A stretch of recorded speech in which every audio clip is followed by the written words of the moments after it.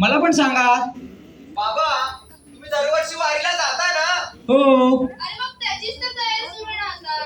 हो, मग आम्ही असं ठरवलंय की यंदाही आम्ही तुमच्यासोबत यावर्षी वारीला येणार. अरे देवा, एवढी मोठी जबाबदारी घेतली यांनी खांद्यावर. आणि अचानक वारीला यायचा निर्णय कसा झाला? अरे पण तुम्हाला झेपणार आहे का?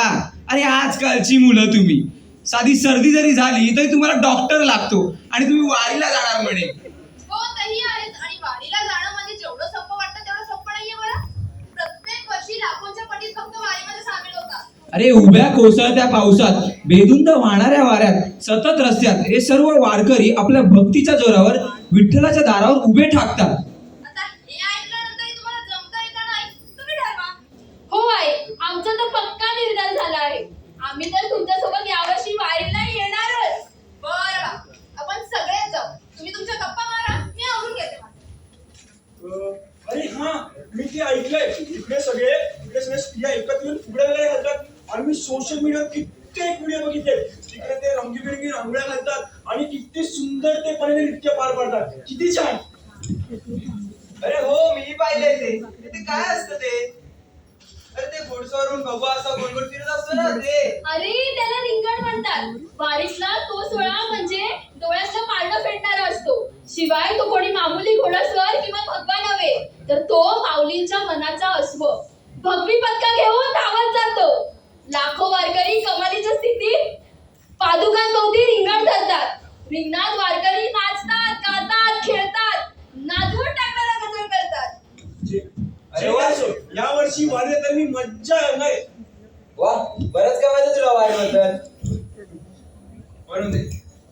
अरे मी तर वारीला ह्यासाठी चाललोय, आता माझे फायके वारीला जाईन, फोटोज काढेन, व्हिडिओज काढेन, माझ्या कॅमेऱ्यातून सर्वांना कॅप्चर करेन.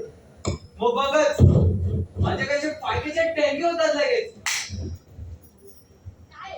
नमस्कार माऊली, स्वागत आहे तुमचं पुन्हा नवीन ब्लॉग मध्ये. तुम्ही बघू शकता ही आपली मोठी बहीण. हाँ तो अब यहाँ भी देख सकते हो, सब लोग नाच रहे, गा रहे, हंस रहे, खुशियां मना रहे. Hi guys. हाय. तू फक्त फॉलोअर्स वाढवायला वारीला जाणार आहेस का? हो, मला फक्त रीच पाहिजे, कष्ट नकोय. हो, कष्ट तर आहे पण मज्जा देखील येते. अरे तुम्ही दोघं फक्त फॉलोअर्स वाढवायला आणि मजा मस्ती करायला वारीला जाणार आहात का? ते मूळ तत्व नाहीये त्या मागचं. आणि तू काय म्हणाला शेवटी? नाच रे, गा रे. अरे तुला हे चित्रपटातलं नाचगाणं वाटलं का? त्याची ती एक श्रद्धा असते. भजन कीर्तन असतं. विठ्ठलाच्या, आपल्या लाडक्या पांडुरंगाच्या प्रती प्रेम व्यक्त करण्याची ती एक पद्धत असते. आणि तू ना हे तुझ्या इंग्लिश कॅमेरामध्ये कधीच काही करू शकणार नाही. अगदी बरोबर बोललीस. जेव्हा तुम्ही तुमचा वारीला यायचा निर्धार मला व तुमच्या बाबांना सांगितला, आम्हाला तर अतिशय आनंद झाला. आम्हा वेड्यांना वाटलं की आमची मुलं देवाच्या भक्तीसाठी आणि प्रेमासाठी आमच्यासोबत येण्याचा हट्ट करत आहेत. अरे लाखो लोक देशाच्या भिन्न भिन्न कोपऱ्यातून या वारीमध्ये सामील होतात. आपल्यासाठी, आपल्या परिवारासाठी, स्वतःसाठी झटणारी ही माणसं आपल्या पोटची तहानभूक हरपून सर्व काही विसरून त्या वारीमध्ये सामील होतात. आणि तुम्ही वारीला जाताय यासाठी. एक संपूर्ण संप्रदाय आपली महत्त्वाची कामं काही काळा बाजूला ठेवतो आणि वारीला जातो. पैसा, अडका सगळं विसरून फक्त देवाच्या भेटीची ओढ असते. श्रीमंत, गरीब, गोरा, काळा सगळं इथे एकाच पायावर. कसलाच भेद नसतो. अरे 700 वर्षांपासून चालत आलेली परंपरा आहे. आपल्या वारकरी संप्रदायाने याला कधीच खंड पडू दिला नाही. अरे आपली ही संस्कृती आहे. आई, बाबा, खरंच चुकलं माझं. मला आता कळलंय की आपली माणसं तिथे भक्तिभावाने वारी पार पडतात. हो आई, बाबा, मलाही कळून चुकलंय. मी असं पुन्हा परत कधी नाही वाटणार. आई बाबा आता खऱ्या अर्थाने दोघं वारीला यायला तयार झाले.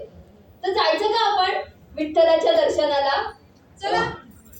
ज्ञानेश्वर माऊली, ज्ञानराज माऊली, तुकाराम ज्ञानेश्वर माऊली, ज्ञानराज माऊली.